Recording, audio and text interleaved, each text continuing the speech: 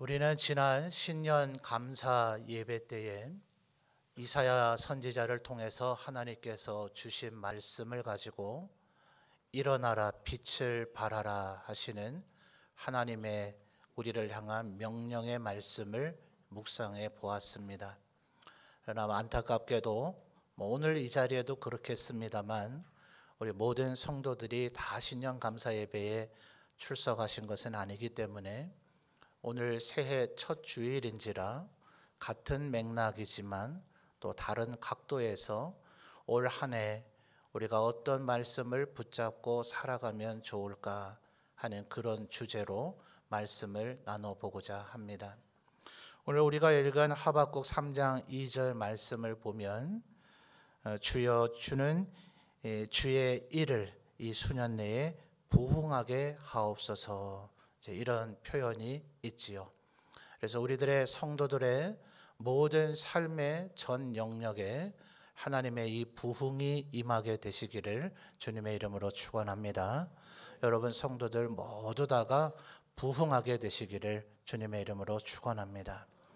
그런데 문제는 이 부흥이 뭐냐 하는 거예요.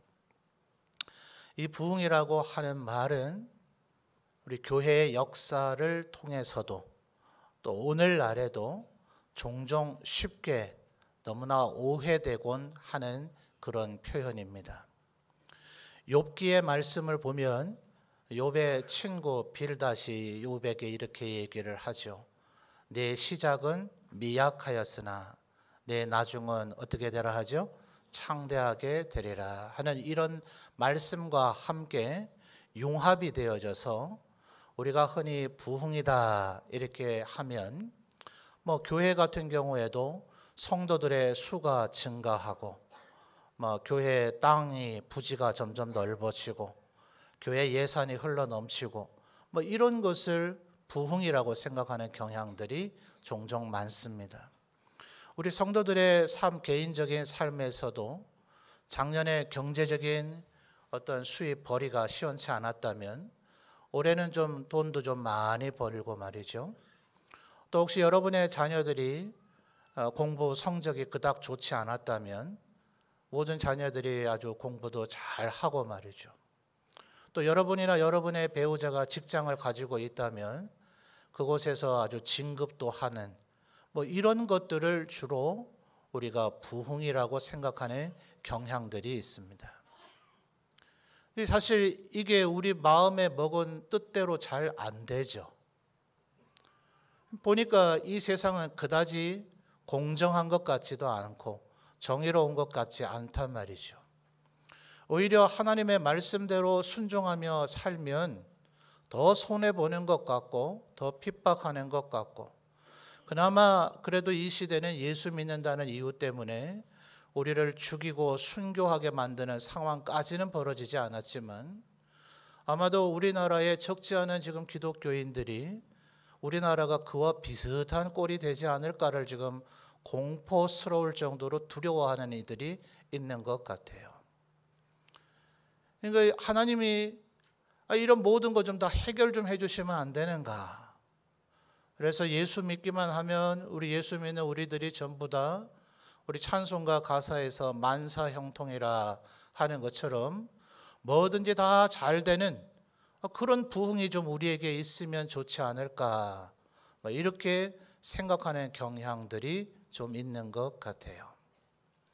사실 오늘 우리가 읽은 이 본문 말씀의 배경이 되는 하박국 선지자도 아마 우리와 그런 비슷한 생각을 좀 했던 것 같습니다. 그래서 여러분 오늘 하박국서의 말씀 군데군데를 좀 찾아보려고 하는데요. 먼저 1장으로 한번 좀 가보죠.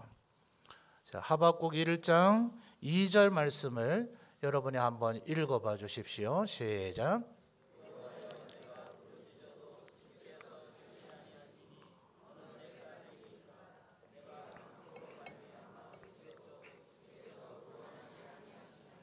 아멘.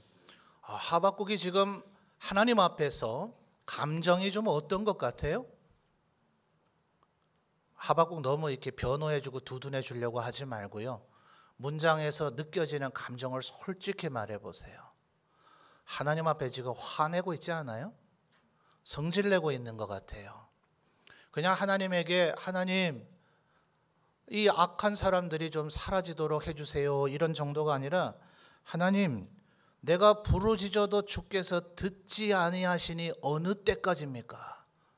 좀 요즘 우리가 쉽게 하는 말로 이렇게 조금 어투를 바꾼다면 하나님 도대체 언제까지 응답 안 해주시려고 이럽니까? 왜 가만 계십니까? 좀 어감이 이렇게 기록된 문자로 읽는 우리 성경은 이 어조와 감정을 우리가 느끼기가 쉽지 않기 때문에 여러분 그래서 묵상이 필요하고 깊은 좀 생각이 필요합니다.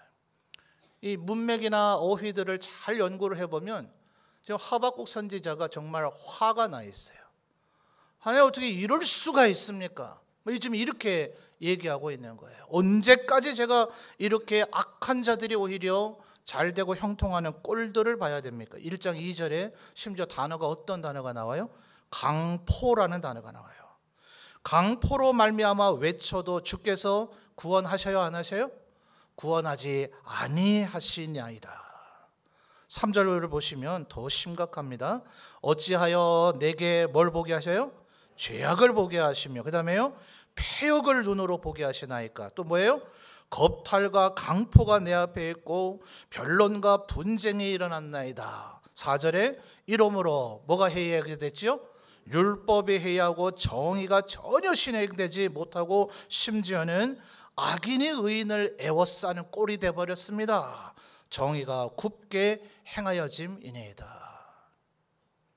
이런 것만 없으면 하나님 말씀대로만 살면 누구라도 복받는 그 원칙이 잘 지켜진다면 하나님 내 개인의 삶도 부흥할 것 같고 우리의 삶도 부흥할 것 같은데 어떻게 이런 거를 그냥 하나님 그냥 보십니까? 왜 못 본 채 하십니까? 제가 지금 기도하고 있는데 왜 응답해 주지 않으십니까?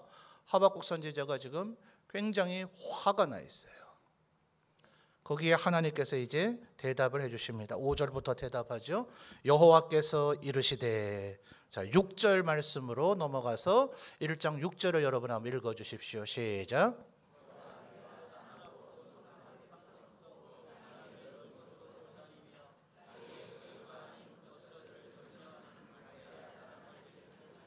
아멘. 자 6절 하반절에 보니까 누구를 일으키신대요? 갈대아 사람을 일으키신대요. 여러분 이 갈대아 사람은 성경에서 바벨론이라고 하는 이름으로 더 많이 알려져 있죠. 하박국 선지자가 도대체 언제 하나님 말씀을 전했는가? 정확히 하박국서에서 명시해 주고 있지는 않지만 성경학자들이 이제 외경이라고 하는 성경이 있어요. 그거를 좀 참고를 하는 겁니다. 외경은 정경적 권위를 우리가 부여하지 않습니다. 그러나 참고를 할 뿐인데 그런 것들과 함께 융합을 해서 연구를 해보는 결과 요시야 임금 때에 활동을 한 것으로 추정이 되어집니다. 자, 요시야 왕이 어떤 왕이에요? 우리 얼마 전에 새벽 예배 시간에 예레미야서 52장을 우리가 여러 달에 걸쳐서 나눠봤는데 이 요시야 임금이 남유다 왕국의 마지막 등불이죠. 하나님께서 세우신 의롭고 경건한 왕이라 불려지던 이 왕이 많은 종교 개혁을 일으켰어요. 우상 숭배하는 모든 것들을 제거하고 또 심지어 산당을 제거하고 심지어 그 악한 자들의 것을 완전히 파괴시켜버리는, 실제로 이미 수백 년 전에 요시아라 이름하는 왕이 이런 일을 행하리라 하나님께서 예언까지도 하셨던 인물이에요. 그러니 경건한 이 하박국 선지자를 비롯한 당시에 많은 하나님의 선지자들이 얼마나 이 요시야 왕을 사랑하고 흠모하고 이렇게 했는지 몰라요. 그러나 어느 날 애굽의 왕 바로 느고가 북방으로 진격해가는 그 통로를 막다가 무깃도 산에서 이 요시야 왕이 허망하게 전사해서 죽어버립니다. 그리고 나서 이제 애굽과 바벨론의 각축 전쟁이 전 세계에 패권을 두고 싸우게 될 때에 이 요시야 왕의 아들들 3명 그리고 손자 1명인 여호아하스와 여호야김 그리고 여호야긴 그리고 시드기야 왕들이 서로 교차되고 포로로 끌려가거나 죽임을 당하면서 남유다 왕국은 결국 멸망합니다. 그러니까 아수르라고 하는 대제국을 무너뜨리는 것이 이 갈대아 사람인데, 이미 이 하박국 선지자 때에 전 세계에 갈대아인들이 얼마나 나쁜 사람인지가 소문이 나 있어요. 자, 방금 전에 읽었던 6절을 다시 한번 보십시오. 6절 안에서만도 갈대아 사람을 뭐라 평가하고 있는가? 자, 6절, 보라 내가 어떤 사람이요? 사납고 성급한 백성을 일으키신대요. 그게 갈대아 사람이래요. 사납고 성급하대요. 또 중반절을 보면 자기의 소유가 아닌 거처들을 점령하는, 무시무시하게 다른 나라들을 점령해 들어가는 그런 사람들이 갈대아 사람들이에요. 8절 말씀을 보면 보다 상세한 묘사가 나옵니다. 8절을 같이 한번 볼까요? 그들의 군마는 뭐보다 빨라요? 표범보다 빠르고 저녁 뭐보다 사나웁니까? 이리보다 사나우며. 왜 하필 저녁 이리일까요? 굶주려 있잖아요. 밤이 되면 자기도 먹고 자야 될 거 아니에요. 그러니까 밤이 돼가고 저녁이 돼가고 있으니 이 이리가 먹이를 먹고 배불리기 위해서 얼마나 사납게 사냥감을 찾아다니겠어요. 그냥 이리가 아니라 저녁 이리라 표현하는 이유가 거기에 있습니다. 그들의 마병은 먼 곳에서부터 빨리 달려오는 마병이라 마치, 그다음 뭐라 그래요? 먹이를 움키려 하는 독수리의 나름과 같다. 독수리 같은 이런 육식 조류들은 부리가 뾰족하고 굽어져 있죠.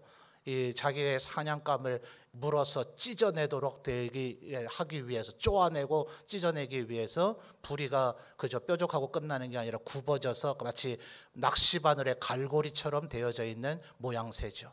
자, 8절에서 묘사하고 있는 갈대아 사람에 대한 세 가지 묘사가 뭐예요? 표범 같고 이리 같고 독수리 같다. 하나같이 맹수 같다는 거예요. 자, 그러니 이제 하박국 선지자가 기가 막히죠. 그래서 12절에 두 번째 하나님에게 질문을 시작을 합니다. 12절, 선지자가 이르되, 이렇게 얘기하잖아요.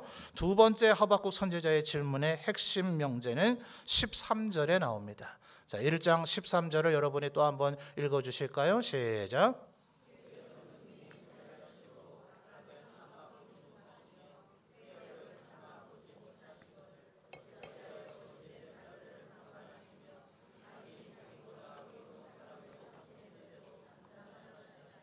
아멘. 자, 하박국 선지자의 지금 두 번째 질문, 하나님의 대답에 대한 하박국의 반론은 13절의 하반절이 그 중심이 있어요. 자, 하반절에 뭐라 그래요? 악인이 자기보다 의로운 사람을 삼키는데도 잠잠하시나이까. 하나님, 이게 말이 됩니까? 자, 도둑놈, 강도 이런 나쁜 사람은 누가 잡아다가 벌 주고 심판해야 돼요? 경찰인지 검찰인지 뭐 법관인지 변호사인지 모르겠지만 의로운 사람이 그렇게 해야 될 거 아니에요.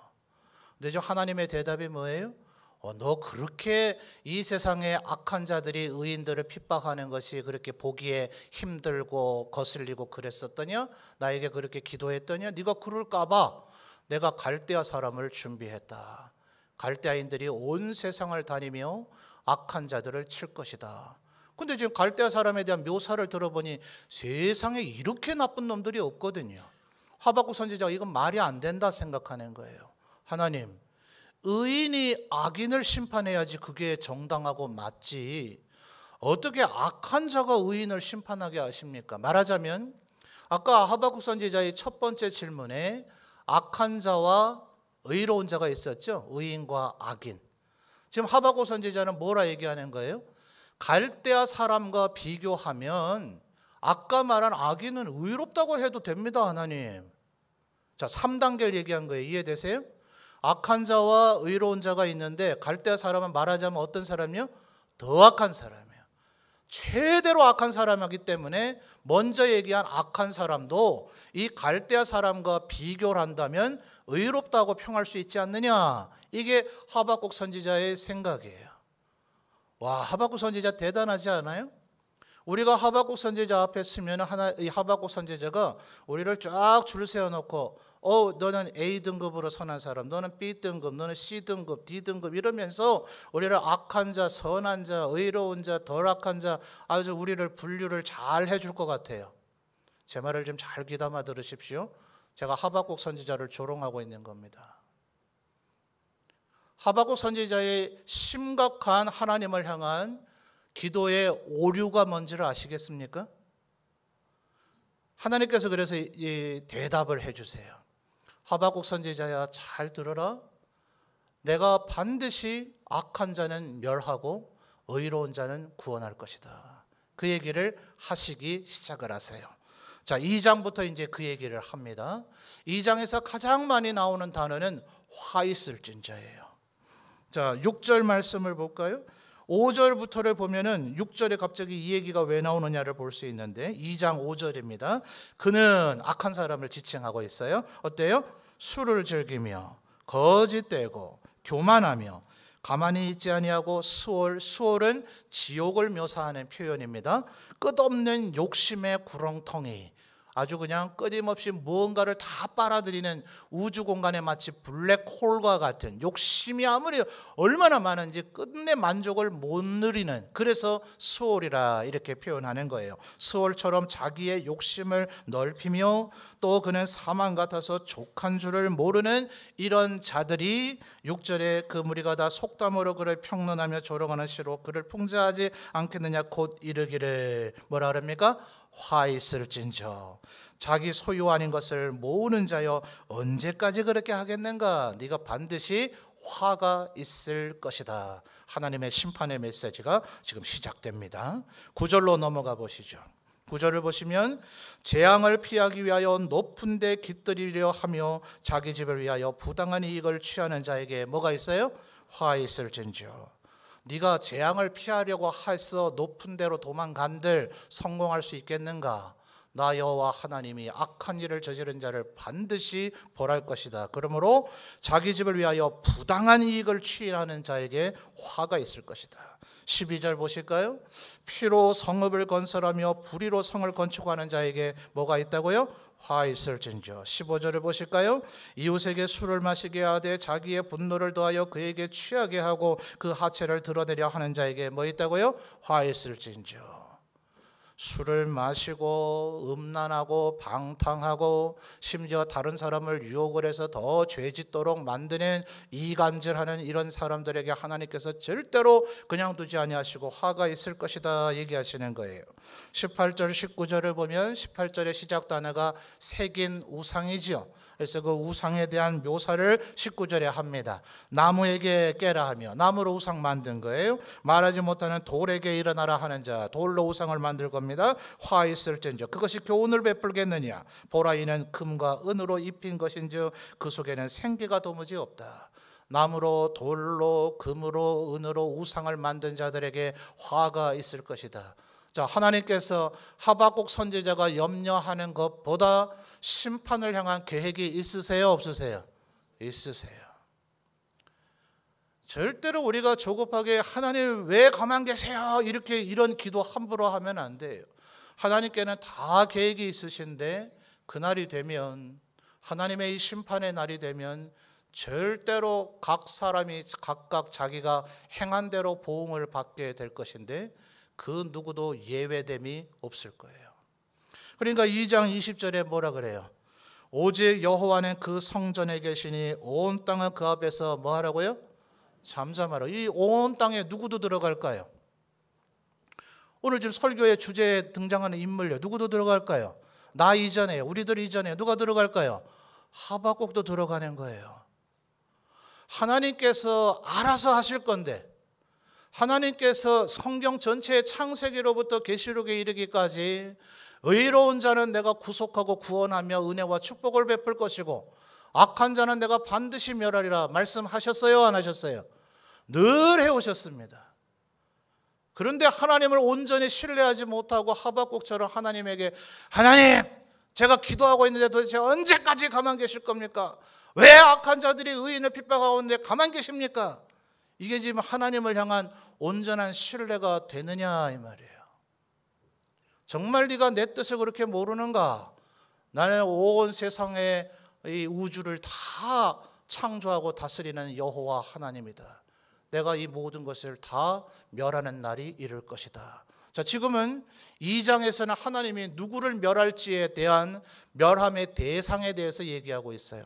근데 3장으로 넘어가면 하나님께서 구체적으로 그들을 어떻게 심판하시고 멸하실 건지 얘기가 나오기 시작합니다. 3장 16절을 먼저 보시면 하박국 선지자가 이 얘기를 다 듣고 나자 이제 아차 싶었을 거예요. 하나님의 이 분노와 진노의 그 두려움이 얼마나 큰지 3장 16절을 보면 내가 들었으므로 내 창자가 어떻게 해요? 흔들렸고요. 그 목소리로 말미암아 내 입술이 어떻게 됐어요? 떨렸고요. 무리가 우리를 치러 올라오는 환난 날에 내가 기다림으로 썩이는 것이 내 뼈에 들어왔으며, 썩이는 게 뼈에 들어왔대요. 예? 보통 사람이 죽고 나서 모든 살과 다른 연약한 것들이 다 녹아내리고 난 이후에라야 뼈가 썩죠. 근데 지금 뭐부터 들어왔다고요? 썩이는 것이 내 뼈에 들어왔으며 내 몸은 내 초소에서 어떻게 돼요? 떨렸다고요. 지금 하박국 선지자가 완전히 막 경련을 일으키는 정도로 부들부들 떨고 있어요. 자, 왜 그럴까요? 3장 5절부터를 보십시오. 하나님이 이 온 세상을 심판하시는 그 두려움이 얼마나 큰지. 5절에 뭐예요? 역병이 그 앞에서 행하며 불덩이가 그의 발밑에서 나온다. 6절에 그가 서신즉 뭐가 진동합니까? 땅이 진동하여 그가 보신즉 여러 나라가 전율 떨린다는 또 다른 표현입니다. 영원한 산이 어떻게 돼요? 무너지고요. 무궁한 작은 산이 어떻게 됩니까? 엎드러집니다. 7절에 내가 본즉 구산의 장막이 뭘 당합니까? 환란을 당하고요. 미디안 땅의 휘장이 어떻게 해요? 흔들립니다. 8절을 보니 강들을 분이 여기시고 강들을 노여워하시고 바다를 향하여 성내시기 때문에 9절에 주께서 활과 화살을 꺼내서 쏘시니 주께서 강들로 땅을 쪼개기까지 하신다. 강과 바다와 땅을 완전히 부서뜨리심으로 10절에 산들이 주를 보고 어떻게 됩니까? 흔들리고 창수가 넘치고 바다가 소리를 질러서 11절에 결국 해와 달이 그 초소에 멈추는 사태까지 벌어지게 되고 13절에 악인의 집에 머리를 치시며 그 기초를 바닥까지 드러내신단 말이에요. 하나님에게 계획이 다 있으세요. 하나님은 알아서 하박국 선지자가 이렇게 얘기하지 않아도 하나님은 악인을 멸하시고 의인을 구원하실 거예요. 아멘입니까? 그러니까 여러분, 하박국 선지자가 지금 하나님을 향한 질문에 가장 중대한 오류의 전제가 뭔지 압니까? 하나님께서 지금 하박국 선지자에게 하시는 말씀 중에 은연중에 이 얘기를 하는 거예요.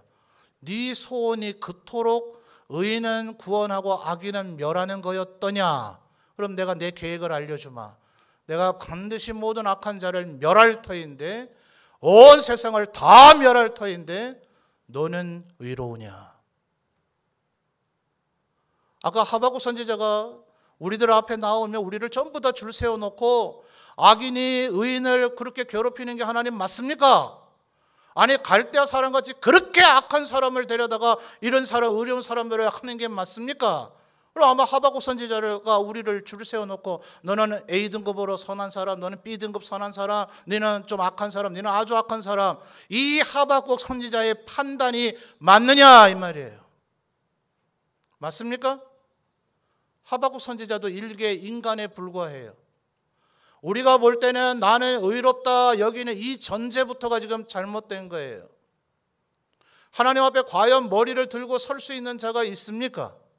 그러니까 오늘 우리가 읽었던 3장 2절의 하반절에 이 하나님의 말씀을 듣고 나서 비로소 깨닫게 된 하박국이 뭐라고 얘기해요? 3장 2절 하반절에 진노 중에라도 뭐예요? 긍휼을 잊지 마시옵소서. 이제 하박국 선지자가 순식간에 깨달은 거예요. 아, 나조차도 의인이 아니구나. 그러므로 바울 사도가 로마서에서 뭐라 그래요? 의인은 뭐예요? 없나니 하나도 없도다. 율법을 가졌던 유대인들이여 너희가 선하냐? 너희도 악하도다. 율법이 없었던 이방인들이여 너희들이 선하냐? 너희도 악하도다. 의인은 없나니 하나도 없도다. 하박국 선지자의 지금 전제의 출발이 잘못되어 있는 거예요. 어디 의인이 있고 어디 악인이 있어요. 하나님 앞에는 모두 다 악인밖에 없는 바, 하나님께서 예수 그리스도의 보혈의 은혜로 우리에게 믿음을 주시기 때문에 우리가 법정에서 예수님의 보혈의 대가로 우리의 죄싹시 지불되었기 때문에 그나마 의롭다고 칭해진 줄 믿습니다. 우리가 늘 잊지 말아야 되는 것은 우리가 애초부터 의인이 아니에요. 하나님의 친구가 아니에요. 하나님의 옆에 서가지고 온 세상을 심판할 자격이 있는 자가 아니에요. 하나님 옆에 서가지고 하나님 요새 뭐하고 있는 거예요? 일을 똑바로 안 하세요? 왜 저 악한 자를 멸하지 아니하시고 왜 저 의로운 자를 상 주지 않습니까? 라고 말할 자격이 있는 인생이 이 세상에 단 한 명도 없단 말이에요. 누가 감히 하나님 옆에 서서 그런 질문이나 그런 기도나 그따위 망발을 할 수가 있어요. 주님이 우리를 구원해 주신 그 은혜가 너무나 감사해서 저도 멸망당에 마땅할 죄인인데, 주님 앞에 나도 죽었어야 될 죄인인데 주님이 나를 구원해 주셨으니 너무나 감사할 뿐입니다. 진노 중에라도 긍휼을 잊지 마시옵소서. 지금의 하박국 선지자의 자기의 모습을 들여다보니, 우리도 우리 스스로의 모습을 들여다보니 어떻습니까? 예수님의 보혈의 은혜를 알고 이전에 하나님의 거듭난 백성으로 살아가고 있으나 그것을 이제 알고 난, 그 이전에는 몰랐다 치더라도 하나님의 계심을 몰랐고 예수님이 날 대신해서 죽으셨다는 걸 몰랐고 이대로 살다가는 영원히 심판받아 지옥에 갈 거라는 걸 몰랐을 그때는 그랬다 하더라도 이제는 천국이 있고 지옥이 있으며 예수님이 날 대신해서 죽으셔서 나를 겨우 되살려내셔서 나에게 영생을 주셨기 때문에 오직 하나님의 말씀에 순종하며 살아야 된다는 것을 명백하게 알고 있는 우리라 하더라도 오늘 우리 스스로를 정당히 평가해 보십시다. 우리가 의인입니까? 우리는 그저 예수 그리스도의 보혈로 용서받은 죄인에 불과한 것입니다. 에베소서 2장 1, 2, 3절이 얘기하는 것처럼 우리는 본질상 진노의 자녀였던 자에 불과합니다. 하나님의 은혜의 선물로 우리에게 믿음을 주셨기 때문에 이제 겨우 구원받을 자가 된 것에 불과합니다. 감사함으로 겸손히 주님 나의 죄를 사해 주셨으니, 나를 선택해 주셨으니, 나를 구원해 주셨으니 감사합니다라는 말밖에 할 말이 없을 것이거늘 어디 감히 하나님 앞에 왜 악인이 의인을 핍박하게 그냥 두십니까? 라고 말할 수 있는 자가 어디 있냐고요. 그러므로 여러분 2장으로 다시 거슬러 가서 보십시오. 2장 2절부터를 보시면 여호와께서 내게 대답하여 이르시되 너는 이 묵시를 기록하여 판에 명백히 새기되, 어떻게 새기라고요? 달려가면서도 읽을 수 있을 정도로 새기래요. 이 고대는 참 거의 불가능에 가깝습니다. 오늘 같으면 이거 어떻게 하는 얘기일까요? 고속도로를 달려가다 보면 좌우편에 아주 대형 광고판을 보신 적 있습니까? 80km, 100km, 120km로 달리고 있는데도 어지간한 작은 글자가 아니면 확실히 볼 수 있죠. 그런 식으로 기록을 해놓으라는 거예요. 달려가면서라도 읽을 수 있도록 기록해 놓으라고 얘기하시는데 4절 말씀을 보십시오. 4절 여러분이 한번 3절을 먼저 읽죠. 3절 읽어주십시오. 시작.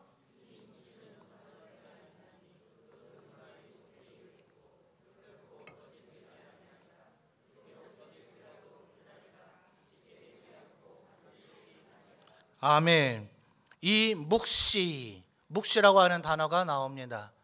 여러분 우리의 성경 이름을 요한 계시록이라 되어져 있지만 이 계시록에 담겨져 있는 형태, 이런 것을 일명 신학적으로 묵시라고 얘기합니다. 일제시대 때 우리 독립운동가 선조들이 이런 노래를 지어 불렀습니다. 울밑에선 봉선하야 네 모습이 처량하다. 누구 얘기입니까? 누구 얘기예요? 우리나라, 우리 민족 얘기예요.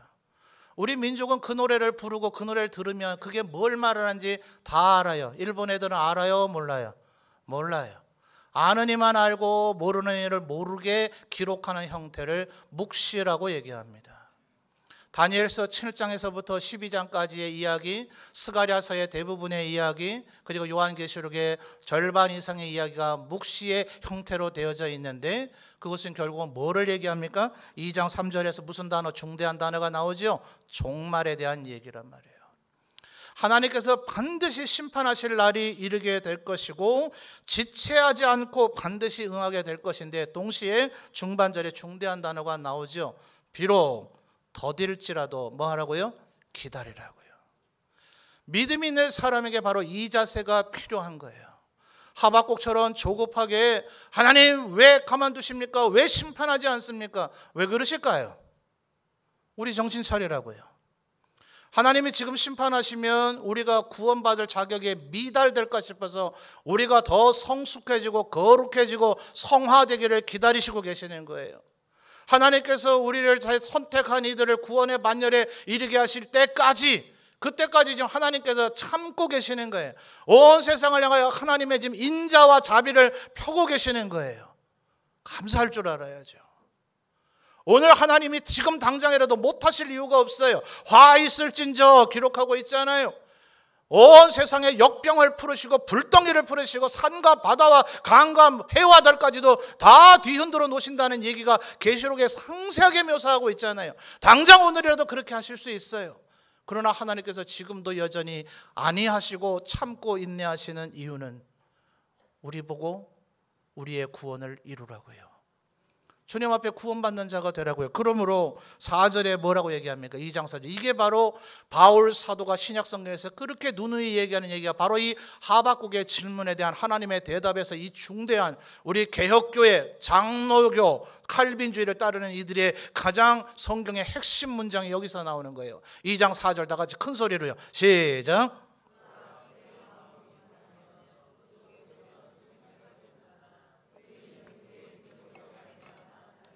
아멘. 하반절에 뭐예요? 의인은 뭐예요? 그의 믿음으로 말미암아 살리라. 누가 의인이더냐? 지금 하나님 이렇게 물으시는 거예요. 하박국 너는 의인이냐? 네가 생각하는 이스라엘 백성들은 의인이냐? 네가 생각하는 아수르나 아람이나 그동안 이스라엘을 핍박했던 자들이 과연 악인이냐? 앞으로 내가 들어서 쓸 갈대아인들이 과연 악인이냐? 누가 의인이냐? 이스라엘인들조차라도 그들 가운데서라도 오직 믿음이 있는 자만이 살아남게 될 것이다. 그 믿음을 누가 주십니까? 에베소서에서 바울 사도가 뭐라고 논증하고 있다고요?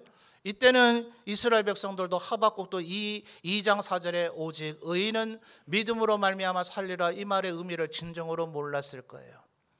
예수 그리스도께서 오셔서 우리에게 믿음을 선물로 주실 때 하나님이 어떤 분인가를 비로소 알게 되고 에베소서 4장에서 말하고 있는 바대로 우리가 믿는 것과 아는 것이 하나가 되어 온전한 사람을 이루어 그리스도의 장성한 분량에 이르게 되리니 이제는 세상에 따라 미혹하지도 않고 요동치지도 않게 하려 하심이라고 바울 사도가 우리에게 설명해 주고 있잖아요.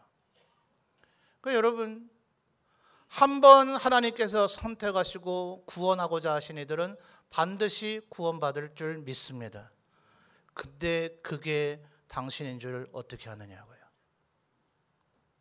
마치 내가 이미 의인이라도 된 것 마냥, 이미 나는 구원을 완전히 확보해 놓은 것 마냥, 내가 하나님의 동기동창 친구라도 된 것 마냥 온 세상을 향하여 저 사람은 의롭고 저 사람은 악하고 너에게 그 심판할 자격과 권한과 지혜가 너에게 있더냐? 지금 주님이 그렇게 물으시는 거예요. 하나님도 인정하셨던 욥마저도 친구 3명과 논쟁하는 그 과정 속에서 약간의 자기의 교만이 드러났기 때문에, 물론 세 친구나 이 세상의 그 어떤 사람과는 비교할 수 없이 의로운 욥이었지만 하나님 앞에서는 그 욥조차도 의인이라 말할 수 없기에 하나님께서 욥기의 마지막 부분을 보면 나타나서 욥에게 물으십니다. 내가 천하의 기초를 놓을 때 너는 뭐 했더냐? 온 세상을 내가 창조할 때 너는 과연 존재조차 했더냐? 누가 감히 하나님 앞에 우리의 의로움이나 우리의 지혜를 뽐낼 수 있는 자가 있습니까? 여러분 스스로에 대해서 여러분이 정말 잘 압니까? 하나님이 이쯤 되면 지금 나라는 사람의 상태를 보니 나는 구원받기에 적합하겠구나, 나는 이미 구원의 그 커트라인을 넘어섰구나, 하나님은 나에게 반드시 의롭다고 말해 주시겠구나 라는 확신이 과연 쓰십니까? 어떻게 우리나라 안에 이렇게 의로운 자들이 많은 것 저는 이해할 수가 없어요. 하나님 앞에 주님, 진노 중에라도 긍휼을 잊지 마시옵소서 겸손히 꿇어 엎드리는 것이 진정한 믿음이 있는 자의 바른 자세인 줄 믿습니다. 그걸 지금 하박국 선지자는 부흥이라고 얘기하고 있는 거예요. 주여, 주는 수년 내에 부흥케 하옵소서. 수년 내에 이 일을 나타내시옵소서. 그러니까 하박국 선지자는 더 이상 우리가 흔히 생각하는 것처럼 우리가 돈을 많이 벌어야 되고 우리의 삶이 만사형통해야 되고 내 가족이나 자녀손들이 진급을 잘해야 되고 내가 권력과 권세를 가져야 된다는 그런 생각을 하지 않아요. 우리가 너무나 잘 알고 있는 13장 17절과 18절의 고백이 바로 이런 깨달음 속에서 나타나는 겁니다. 3장 17절 18절 여러분이 한번 읽어주십시오. 시작. 자, 준비가 아직 덜 된 분이 계세요. 다 같이 찾으신 분 아멘요. 3장 17절과 18절 함께 읽겠습니다. 시작.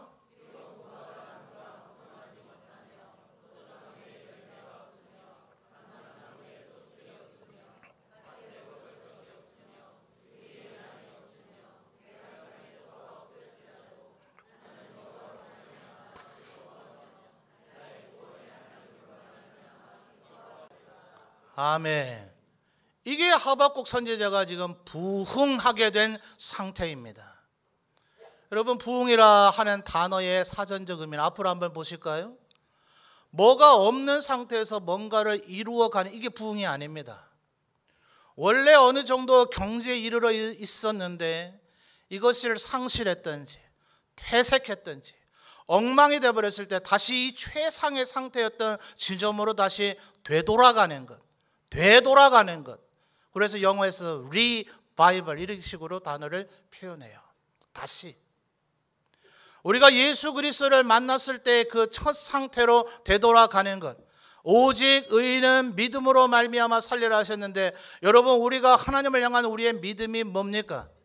온 세상 우주 만물을 단지 말씀 한마디로 호흡하시는 그 힘으로서 창조하신 이가 하나님이시다. 그러므로 하나님은 온 세상을 한순간에 멸하실 수 있는 권능과 능력이 있으신 줄 믿습니다. 하나님은 모든 것을 다 알고 계시는 전지하신 하나님이신 줄 믿습니다. 우리가 안달하지 않아도 하나님은 무엇이든 할 수 있으신 전능하신 하나님이신 줄 믿습니다. 그런데도 불구하고 지금 참고 가만 이것을 관망하며 지켜보고 계시는 것은 그의 인자와 인애와 자비가 무한하시기 때문인 줄 믿습니다. 주의 백성 의인을 단 한 명이라도 놓칠 수 없으므로 우리가 뭘 그렇게 하나님 앞에 거룩한 분노를 가진 것이냐 분노를 냅니까? 실상은 하나님이 지금 더 눈물을 내시고 더 통탄하시며 하나님께서 진노하고 계셔요. 여러분, 오늘 우리가 시편 119편 165절을 읽었습니다만 한번 우리 시편 119편을 한번 펴보십시다.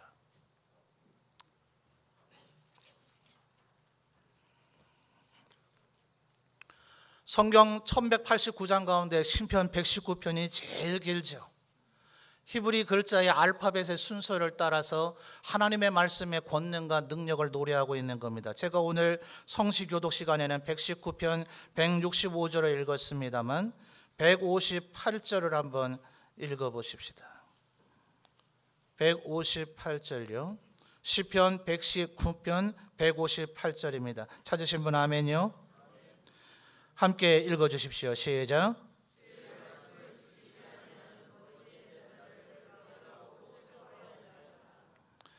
이것을 한글 성경에 지금 여러 역본들이 나오는데 어떤 역본은 이렇게 번역하고 있습니다. 자, 눈으로는 우리 개역 개정 성경을 보시면서 제가 낭독하는 말씀을 한번 들어보십시오. 158절입니다.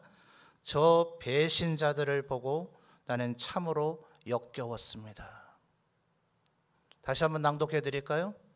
저 배신자들을 보고 나는 참으로 역겨웠습니다. 주의 말씀을 지키지 아니하는 거짓된 자들을 내가 보고 슬퍼하였나이다. 여러분, 진정한 하나님에 대한 이 위대하심, 하나님의 거룩하심과 성결하심을 온전히 믿고 있는 자, 나는 반드시 멸함을 받아야 마땅한 악인이었지만 예수 그리스도의 보혈의 은혜로 겨우 용서함과 사유하심과 구속의 은혜를 입었다는 것을 믿는 자, 그런 자들은 자기가 마치 의인이 된 것 마냥 악인들을 바라보며 정죄하고 분노하지 않습니다. 주님, 저들이 주님의 그 신뢰를 배신했습니다. 저들을 위해서도 주님 십자가에 달려 죽으시고 저들의 죄를 용서하시고 저들에게 거듭남과 영생의 새 출발을 주셨건만 저들은 주님의 기대를 배신하고 여전히 범죄하며 자기 뜻대로 살고 있으므로 내가 슬픕니다. 이것이 진정으로 믿음 있는 자가 가져야 할 기도의 제목일 것입니다. 여러분, 앞으로 조금만 거슬러 올라가서 126절을 한번 보시죠. 하박국 선지자의 기도와 별반 다르지는 않습니다만 우리가 가져야 할 기도는 이겁니다. 126절 찾으신 분 아멘이요?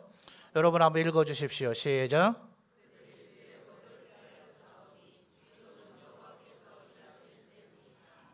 그들이 주의 법을 폐하여 싸우니, 지금도 하나님 앞에 거짓을 행하고 악을 행하고 하나님의 공의를 무너뜨린 자들이 얼마나 많습니까? 그래서 지금은 여호와께서 일하실 때니이다.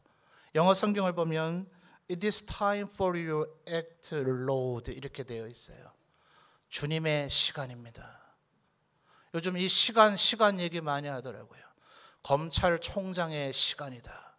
법무부 장관의 시간이다. 대통령의 시간이다. 아니요. 예수 믿는 하나님의 백성된 여러분, 하나님 앞에 기도하십시오. 겸손히 나를 용서하신 하나님 앞에 기도하시되 주님께서 일하실 때입니다. 온 세상의 죄악이 관영하고 있습니다. 그러나 두렵습니다. 주님, 저는 주님 앞에 용서하심을 받을 의로운 자가 맞습니까? 제가 제 믿음을 잘 유지하고 있는 것이 맞습니까? 주께서 심판하시는 그날이 되면 저도 주님의 그 진노의 그늘 아래 놓이게 될 것인데 그 진노 중에서라도 긍휼을 잊지 마시옵소서. 이 마음의 태도, 이 믿음, 이 깨달음의 자세를 갖는 것이 부흥입니다. 이 마음을 가진 사람에게는 그러면 우리가 생각하는 것은 완전히 동떨어진 별개의 문제인가? 여러분, 그래서 아까 17절 18절에 하박국 선지자 뭐라 했다고요? 무화과 나무가 없어도, 포도나무가 없어도, 감람나무가 없어도, 밭에 밀과 보리가 없어도, 소와 양이 없어도 나는 뭐예요?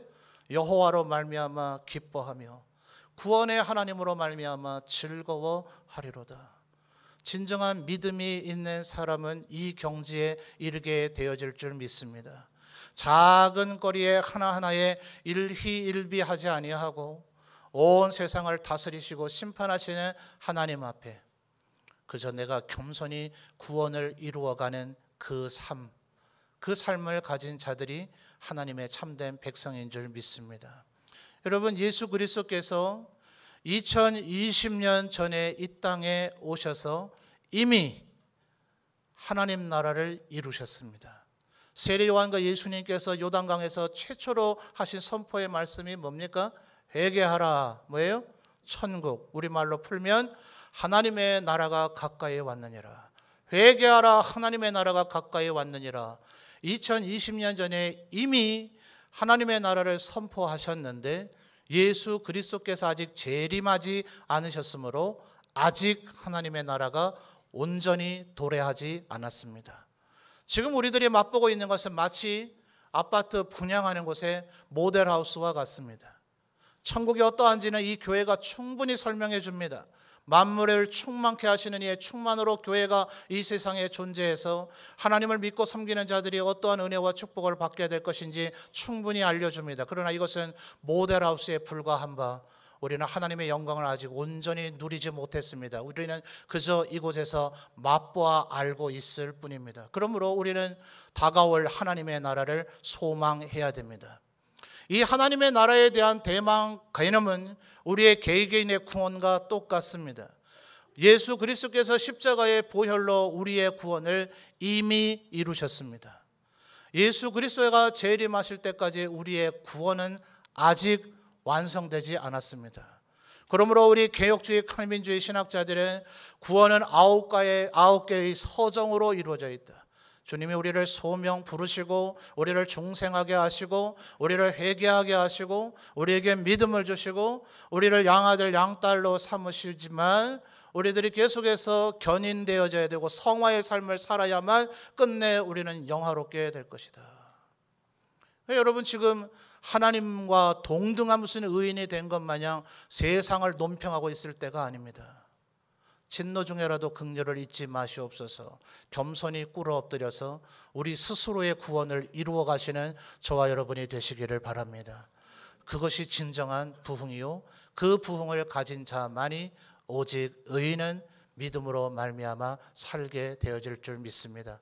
모쪼록 우리 점천제일교회 모든 성도들이 겸손히 하나님 앞에 꿇어 엎드려 기도하며, 나는 과연 하나님의 말씀에 순종하고 있는가, 하나님의 뜻대로 살아가고 있는가, 내 스스로를 각성함으로 말미암아 하나님 앞에 구원받는 자리에 이르는 우리 모든 성도들이 되시기를 바랍니다. 그래서 18세기, 19세기에 미국에 대단한 부흥이라고 하는 소위 대각성 운동이 일어났지만 그 모든 것이 부흥이 아니었어요.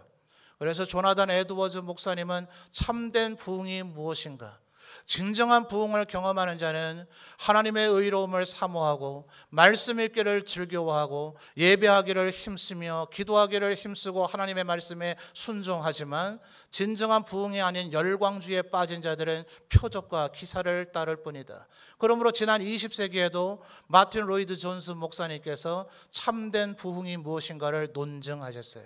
사람들은 자꾸 눈에 보이는 성공과 허영과 이 영광을 쫓아갑니다. 그러나 하박국 선지자가 진정으로 부흥이 뭔지를 깨달아 알게 됐을 때, 비록 무화과 나무가 없어도 우리의 양과 소가 없어도 나는 여호와라 말미암아 기뻐하고 즐거워하리라고 고백했다는 이 사실을 꼭 기억하셔서 다시 한번 우리 성도들에게 축원합니다. 2020년 세상이 말하는 부흥이 아니고 착각한 헛된 부흥이 아니라 진정으로 하나님을 깨달아 알게 되는 진정한 부흥이 우리 점천제일교회 모든 성도들의 심령마다 일어나게 되기를 주님의 이름으로 축원합니다.